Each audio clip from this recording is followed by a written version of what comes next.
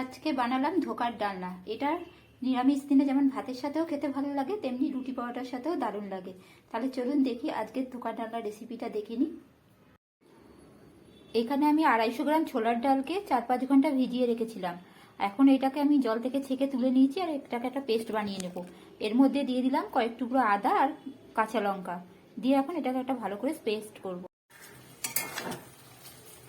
কড়ার মধ্যে 2 থেকে 3 চামচ সাদা তেল দিয়ে দিয়েছি। এর মধ্যে ডালের পেস্টটাকে দিয়ে দিয়েছি।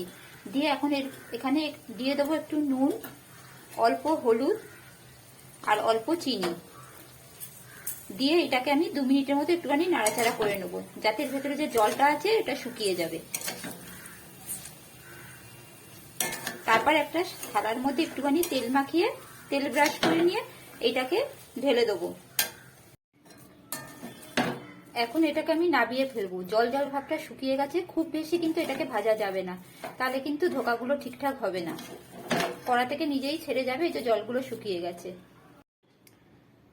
একটা থালার মধ্যে তেল ব্রাশ করে নিয়েছি, নিয়ে তারপর আমি ডালটাকে এইভাবে ছড়িয়ে দিয়েছি। ভালো করে হাত দিয়ে চেপে চেপে বা খুন্তির সাহায্যে এটাকে ভালো করে চেপে দিতে হবে। 10 মিনিট আমি এইভাবে সেট করে নেবো। তারপর এটাকে আমি পিস পিস করে ধোকার আকারে কেটে নেবো। কড়াই সর্ষের তেল ভালো করে গরম করে নিয়েছি। এখন আমি এই ধোকার পিসগুলোকে দিয়ে দেবো। আমি এগুলোকে পিস পিস করে কেটে রেখেছিলাম, একটা একটা করে দিয়ে দেবো। আর এখন গ্যাসের ফ্লেমটা আমি লোতে রাখছি, নাহলে ধোকাগুলো উপরে লাল হয়ে যাবে আর ভেতর থেকে ভাজা হবে না। আর একটু লালচে করে একটু সময় নিয়ে এগুলোকে ভালো করে ভেজে নেব।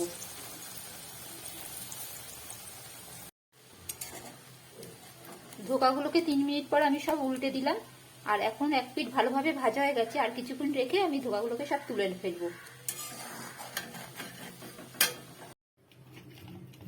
বড়াগুলো তুলে নিয়েছি, নিয়ে আমি ওর মধ্যে এখন দিয়ে দেবো আলু। আলুগুলোকে একটু লাল করে ভেজে নেব। একটু দিলাম হলুদ আর একটু নুন দিয়ে একটু লাল লাল করে আলুগুলোকে ভেজে নেব। আলুগুলো বেশ লাল লাল করে ভাজা হয়ে গেছে। এখন আলুগুলোকে আমি সবকটা তুলে ফেলবো। এই তেলের মধ্যে আমি জিরে, তেজপাতা, শুকনো লঙ্কা আর লবঙ্গ ফোড়নে দিয়ে দিলাম। এখন এর মধ্যে আমি দিয়ে দেবো একটা পেস্ট। এখানে আদা দিয়ে কাঁচা লঙ্কা, আদা, টমেটোর একটা পেস্ট বানিয়ে রেখেছিলাম, ওটা আমি এর মধ্যে দিয়ে দিলাম।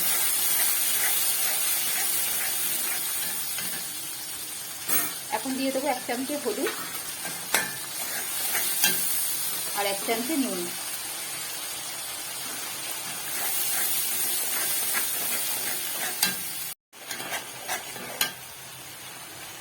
ধনে গুঁড়ো দিয়ে দিলাম 1 চামচে আর জিরে গুঁড়ো দিয়ে দেবো 1 চামচে। দিয়ে ভালো করে এটাকে এখন কষাতে থাকবো।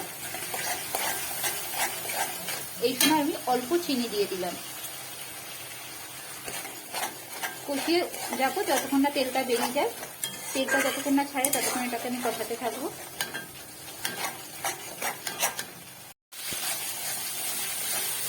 মশলাটা কষানো হয়ে গেছে, এর মধ্যে আমি দিয়ে দেবো ভেজে রাখা আলুগুলো। আলুগুলো দিয়ে আর একটু ভালো করে কষিয়ে নেব।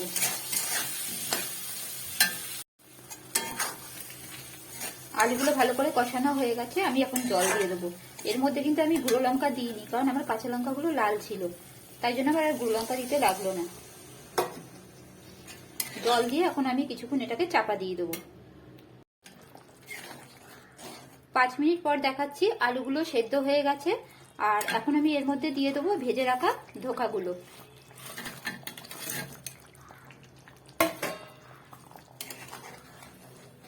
ধোকাগুলো দিয়ে দেবো। দিয়ে কিন্তু বেশি নাড়াচাড়া করা যাবে না, তাহলে ধোকাগুলো ভেঙে যেতে পারে। আর দিয়ে দেবো 1 চামচে ঘি, 1 চামচে গরম মশলা দিয়ে হালকা করে নাড়াচাড়া করতে হবে, যাতে ভেঙে না যায়। এখন এটা অল্প একটু ফুটিয়ে নেবো আর উপর দিয়ে দিয়ে দেবো একটুখানি ধনেপাতা। নিরামিষ দিনে কিন্তু এটা খেতে দারুণ হয়। রেডি হয়ে গেল আজকে আমার ধোকার ডালনা।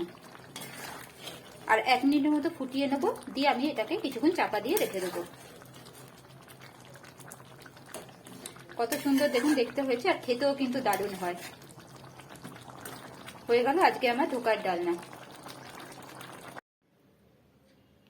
তৈরি হয়ে গেল আজকের ধোকার ডালনা। আজকের এই রেসিপিটা আপনাদের কেমন লাগলো অবশ্যই জানাবেন। ভালো থাকবেন, সুস্থ থাকবেন।